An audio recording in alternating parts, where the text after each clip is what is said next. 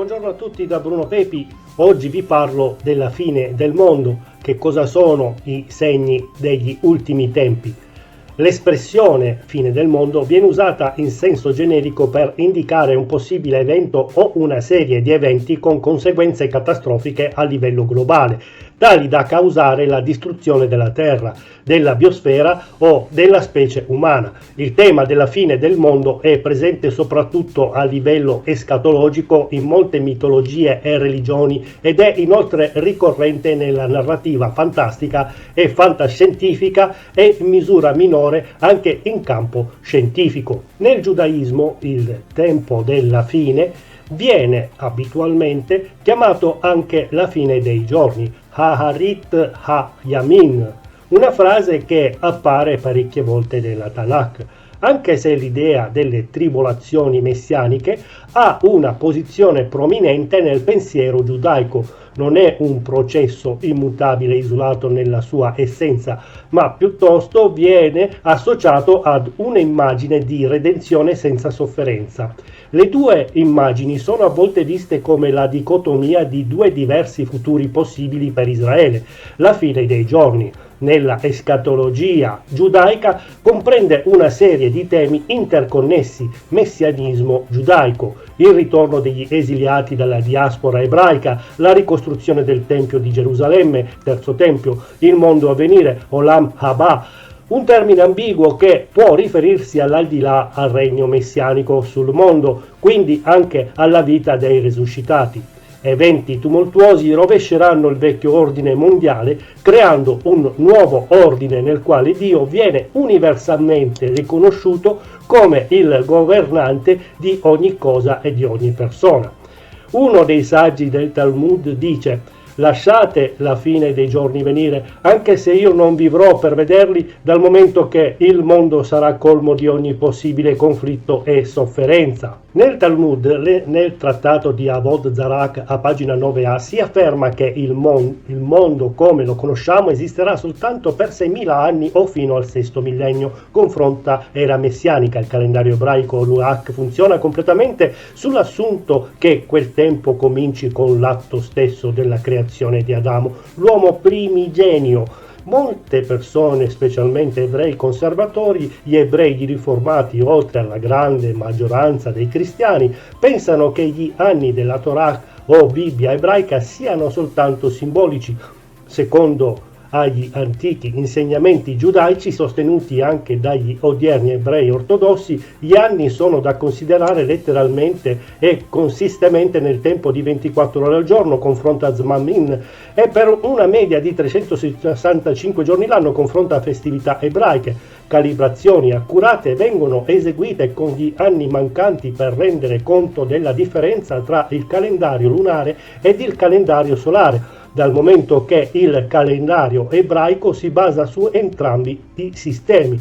Dunque l'anno 2007 equivale a 5.767 anni ebraici dalla creazione dell'uomo sul calendario ebraico attuale. In base a questo calcolo, la fine dei giorni avverrebbe poco prima, durante l'anno 2240, anno 6000 del calendario ebraico, confronta Shekihan Bereshit. Secondo la tradizione giudaica, quelli in vita durante i tempi della fine vedranno la riunione degli ebrei dispersi nella realtà geografica di Israele, la disfatta di tutti i nemici di Israele, la ricostruzione dell'edificio, oppure il miracoloso riposizionamento per intervento divino del terzo tempio ebraico di Gerusalemme e la restaurazione delle offerte sacrificali e del sacerdozio nel tempio, il ritorno in vita dei morti, in ebraico Tekiat Hameitim, oppure la risurrezione intesa in qualche modo. Ad un certo punto il Messia degli ebrei dovrebbe comparire ed essere unto dagli alti sacerdoti come il re di Israele.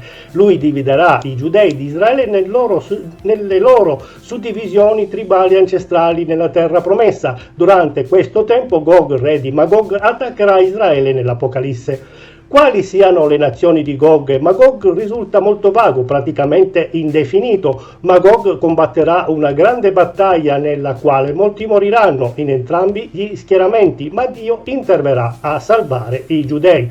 Questa battaglia viene definita l'Armageddon.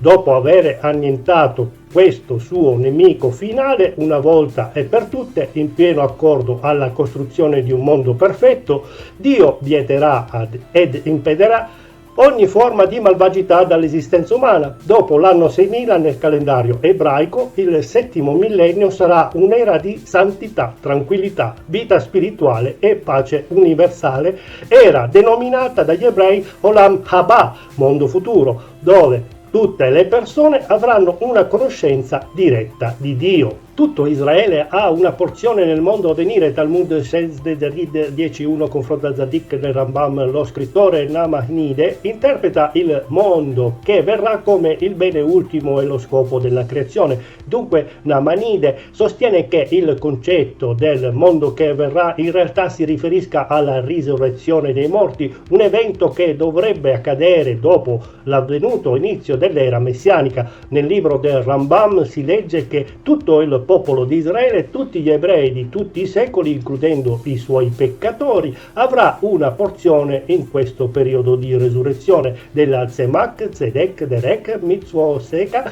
legge di Tzitzis, cristianesimo. Secondo l'ortodossia orientale, le scritture greche cristiane non menzionano una fine del mondo, ma la fine di una società empia. Gesù paragonò quel momento che verrà in un'ora che nessuno sa, ai giorni del diluvio universale, e non si avvidero di nulla finché venne il diluvio e li portò via tutti. Così sarà pure alla venuta del Figlio dell'uomo, interpretabile come fine dell'umanità, non del pianeta Terra. Nell'Apocalisse, famosa per la predizione della battaglia di Armageddon, si legge di come Dio ridurrà in rovina coloro che avvelenano la terra. La seconda lettera di Pietro tratta anche della distruzione degli uomini empi, capitolo 2,9. Ben distinta e diversa è la fine dei giusti e dei malvagi, che comunque verranno distrutti tutti, ma per i giusti è annunciato che non andranno incontro alla seconda morte, capitoli 3, verso 17, che risideranno sulla terra per sempre, 37, 10, 11 e capitoli 28, verso 29. Secondo il cattolicesimo, anche i cattolici fanno riferimento al 25esimo capitolo del Vangelo di Matteo, nel versetto dove Gesù Cristo afferma che nessuno conosce l'ora o il giorno eccetto il Padre, Matteo capitolo 25, mentre alcuni credono che la predizione delle date o dei tempi sia futile, altri credono che Gesù abbia anticipato i segni che indicherebbero che la fine dei giorni si avvicina. Alcuni di questi segni includono disastri naturali, carestie, rivolte civili, ecatombi belliche e ogni genere di inconsueta catastrofe della massima entità.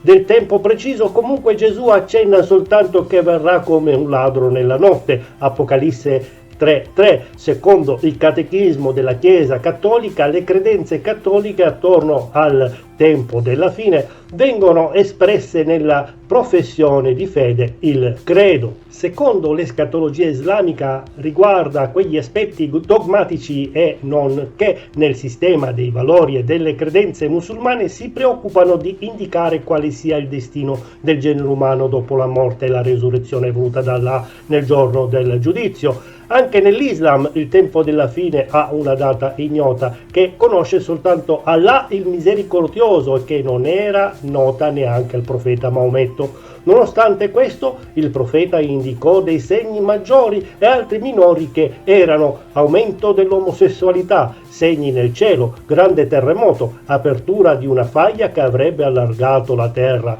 allungando il giorno. L'assetto escatologico è tutto sommato abbastanza semplice e nei suoi aspetti dogmatici elencano in successione il tormento della tomba, della bilancia, il ponte e il bacino. Secondo la fede Bahá'í, il fondatore della fede Bahá'í, Baha'u'lláh, affermava di essere il ritorno di Cristo come pure di rappresentare le aspettative di altre religioni. Portò anche prove della fine dei tempi e della sua posizione al riguardo. L'affermazione della fede Bahá'í coincideva con la profezia di William Miller che indicava l'anno 1844, con la differenza sostanziale che Baha'u'lláh ha sempre precisato di non prendere alla lettera tale data. Relativamente a particolari attese della fine dei tempi, è stato argomentato che la battaglia dell'Armageddon è già avvenuta e che i numerosi martiri previsti per la fine dei tempi sono già avvenuti nel contesto storico della fede Bahá'í. Secondo alcuni scienziati, basandosi su un'interpretazione del calendario Maya del codice di Dresda che annuncia 20-40 anni caratterizzati da diluvi scatenati da una dea e di alcune iscrizioni in pietre di alcune città del Mesoamerica come Peleco e Tikal eccetera, e da teorie proposte a partire dagli anni 70 da alcuni scrittori New Age, primo fra tutti il guru Terence McKenna, che assumeva psilocibina per andare in trance. È stata ipotizzata una gravissima crisi globale per il 2012. Alcuni storici del periodo precolombiano hanno interpretato queste iscrizioni come il passaggio ad una nuova era di consapevolezza, grazie anche all'incontro con divinità celesti, ad esempio Quetzalcoatl, e forse a qualche cataclisma caratterizzato da estese esondazioni dovute a cause non chiare. Tra le ipotesi che sono state proposte, una delle più diffuse è quella di una tempesta solare di forte intensità che potrebbe abbattersi come un impulso elettromagnetico sulla Terra, teoria divulgata nel 2011 dalla NASA e discussa in sedi riservate dalla Commissione europea. L'ipotesi della tempesta solare deriva dalla teoria delle macchie solari elaborata nel 1994 dagli scrittori inglesi Adrian Gilbert e Maurice Cotterell nel libro Le profezie Maya, alla scoperta di una civiltà scomparsa ed è comunque priva di qualsiasi riscontro scientifico. Nel 1859 un evento simile aveva provocato una paralisi del sistema del telegrafo negli Stati Uniti, ma se anche si verificasse al giorno d'oggi difficilmente potrebbe danneggiare satelliti, sistemi di comunicazione e di distribuzione dell'energia, portare allo scoppio di molti condensatori elettrici oppure paralizzare le apparecchiature elettriche ed elettroniche. Per quel che riguarda gli impianti nucleari, non è ben chiaro l'effetto che un impulso elettromagnetico possa avere sulle pompe elettriche dei reattori nucleari, sui motori diesel elettrici di riserva, su eventuali batterie di riserva e sulle linee di trasmissione della corrente da questi mezzi di sostegno d'emergenza alle pompe elettriche che refrigerano i reattori con possibile rischio di meltdown nucleare. Qualche reattore nucleare ad acqua pesante come il CANDU potrebbe essere relativamente al riparo da questi eventi, in quanto lo svuotamento del combustibile e dell'acqua pesante arresterebbe la reazione nucleare in modo sufficientemente veloce. Nel 2012, tuttavia, un gruppo di archeologi americani guidati da William Saturno ha ritrovato nel sito di Xultun in Guatemala un'abitazione probabilmente appartenuta a uno scriba maya, su cui muri sono presenti centinaia di geroglifici, pitture che sembrano descrivere varie ciclicità astronomiche. I glifi descrivono con precisione i vari cicli calendariali modificati dai Maya, quello cerimoniale 260 giorni, quello solare 365 giorni, il ciclo di Venere 484 giorni e quello di Marte 780 giorni. Mai prima d'allora erano stati ritrovati geroglifici Maya così antichi, decifrati con il codice di Dresda, il calendario di lungo computo che si riteneva sarebbe finito con il 21 dicembre 2012, in realtà dovrebbe essere aggiornato aggiungendo altri 7000 anni prima di terminare.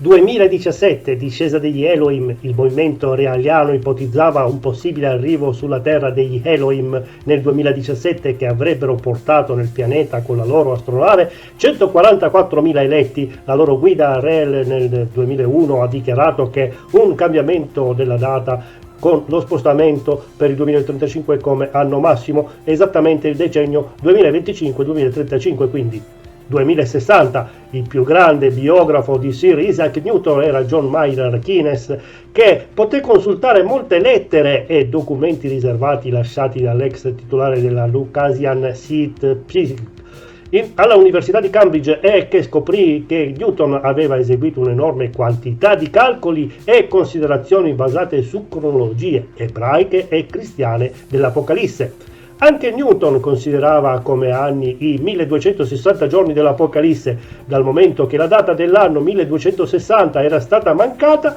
Newton, basatosi su cronologie bibliche, faceva iniziare il conteggio dell'incoronazione di Carlo Magno come imperatore nell'anno 800 dell'era cristiana.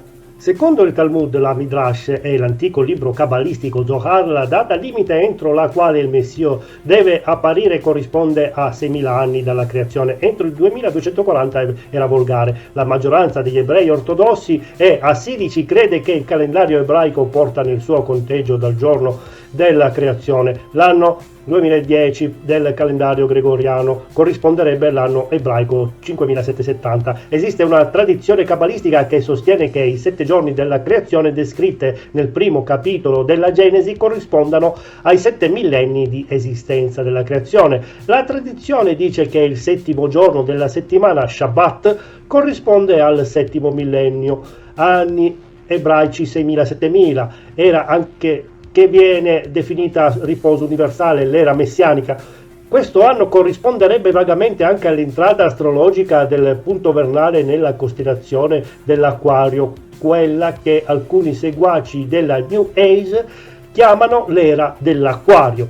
Nell'anno 2880 bassa probabilità di impatto con asteroide Magnifying Glass Icon, lo stesso argomento in dettaglio, impatto astronomico e cronologia degli impatti astronomici sulla Terra. La scienza dell'astronomia, basandosi su calcoli e osservazioni posteriori al 2000, ha classificato l'asteroide 29.075-1950 da come secondo nella scala di Torino e 0,17 nella scala di Palermo, moderatamente pericoloso per il pianeta Terra, ritenendo possibile, ma poco probabile, una connessione con la Terra. Il 16 marzo 2880 l'energia che sarebbe rilasciata nell'impatto con un oggetto delle dimensioni di 1950 da 1 chilometro di diametro a base di radiotelescopico di Arecibo determinerebbe significativi cambiamenti nel clima nella biosfera, costituendo una minaccia per la civiltà. Anno 3797, fine delle profezie di Nostradamus. Nostradamus ha lasciato scritto nella sua lettera al figlio Cesare che le sue profezie avevano validità fino all'anno 3797 d.C.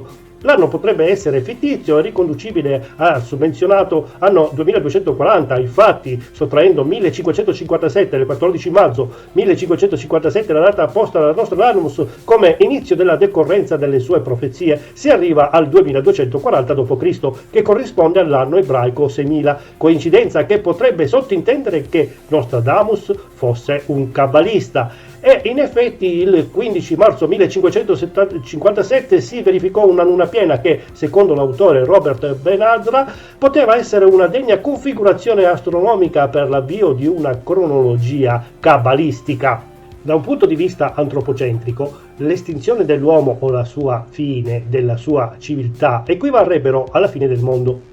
Queste eventualità dal punto di vista scientifico potrebbero verificarsi per varie cause naturali e artificiali, come una pandemia estremamente letale, oppure la compromissione della biosfera a causa dell'inquinamento e della sovrappopolazione, o ancora il verificarsi di una guerra nucleare, come una terza guerra mondiale atomica.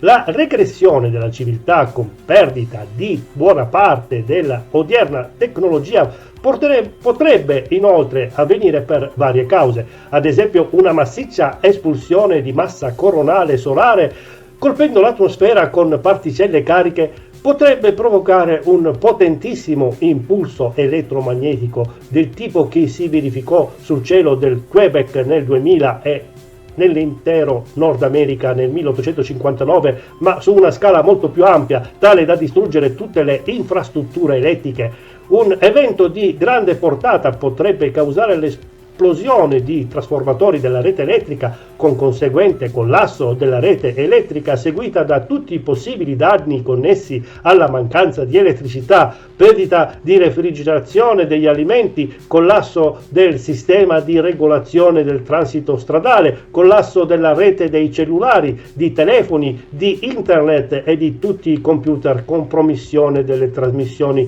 radiotelevisive, panico, disordine, atti di violenza generalizzata. Ma tralasciando tutte queste teorie che vi ho descritto, torniamo coi piedi per terra descrivendo cosa dice la Bibbia a riguardo della fine dei tempi. Matteo 24, 5 e 8 ci dà alcuni indizi importanti affinché possiamo discernere l'approssimarsi degli ultimi tempi, poiché molti verranno nel mio nome dicendo io sono il Cristo e ne sedurranno molti. Voi udrete parlare di guerre, di rumori di guerre guardate di non turbarvi, infatti bisogna che questo avvenga, ma non sarà ancora la fine, perché insorgerà nazione contro nazione e regno contro regno, ci saranno carestie e terremoti in vari luoghi, ma tutto questo non sarà che principio di dolori, un aumento di falsi messia, un aumento di guerre, un aumento di carestie, calamità e disastri naturali.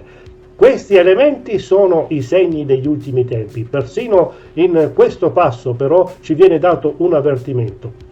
Non dobbiamo lasciarci ingannare. Matteo 24,4, perché questi avvenimenti sono solo il principio dei dolori. Matteo 24,8, la fine deve ancora venire. Matteo 24,6, molti interpreti vedono in ogni terremoto, in ogni insurrezione politica e in ogni attacco a Israele un segno sicuro che gli ultimi tempi si stanno avvicinando rapidamente. Sebbene questi eventi siano dei segni che gli ultimi tempi si stanno avvicinando, essi non indicano necessariamente che siamo giunti agli ultimi tempi. L'Apostolo Paolo avvertì che gli ultimi tempi avrebbero portato un notevole incremento di falsi insegnamenti, ma lo Spirito dice esplicitamente che nei tempi futuri alcuni apostateranno dalla fede dando retta a spiriti seduttori e a dottrine di demoni. 1 Timoteo 4,1. Gli ultimi tempi vengono descritti come tempi difficili a motivo del carattere sempre più malvagio dell'uomo e delle persone che attivamente si oppongono alla verità. Secondo Timoteo 3,1-9. Confronta anche secondo Tessalonicesi 2,3. Altri segni possibili potrebbero comprendere la ricostruzione di un tempio giudaico a Gerusalemme, una crescente ostilità verso Israele e i passi verso un unico governo mondiale. Il segno più importante degli ultimi tempi però è la nazione di Israele. Nel 1948 Israele fu riconosciuto per la prima volta come Stato sovrano dal 70 d.C. Dio promise ad Abramo che la sua discendenza avrebbe avuto Canaan in possesso perenne, Genesi 17,8, ed Ezechiele profetizzò una risurrezione fisica e spirituale di Israele, Ezechiele 37. Alla luce delle profezie sugli ultimi tempi, il fatto che Israele sia una nazione nella stessa terra è importante a motivo dell'importanza di Israele nell'escatologia. Daniele 10, 14, 11, 41, Apocalisse 11, 8. Tenendo a mente questi segni possiamo avere saggezza e discernimento in relazione alle previsioni sugli ultimi tempi. Non dovremmo interpretare però alcuno di questi singoli avvenimenti come una chiara indicazione dell'arrivo imminente degli ultimi tempi. Dio ci ha dato abbastanza informazioni per essere pronti, ma non abbastanza per diventare arroganti. Bene, grazie a tutti per avermi seguito, tante benedizioni e spero che il video vi sia piaciuto e di essere stato abbastanza chiaro e utile soprattutto. Se avete domande o suggerimenti scrivetemi anche sulla mia pagina Facebook o YouTube di Chiesa Cristiana Evangelica d'Italia, oppure su WhatsApp al numero 339 3461 889. Iscrivetevi anche sul mio canale YouTube, mettete like, mi trovate col mio nome Bruno Pepi o Chiesa Cristiana Evangelica d'Italia, oppure sul nuovo canale dei Salmi o della Bibbia Antico e Nuovo Testamento, dove potrete trovare tutti i video precedenti sia nella serie del Vecchio Testamento che del Nuovo Testamento con i vari personaggi biblici. Bene, arrivederci da Bruno Pepi al prossimo video.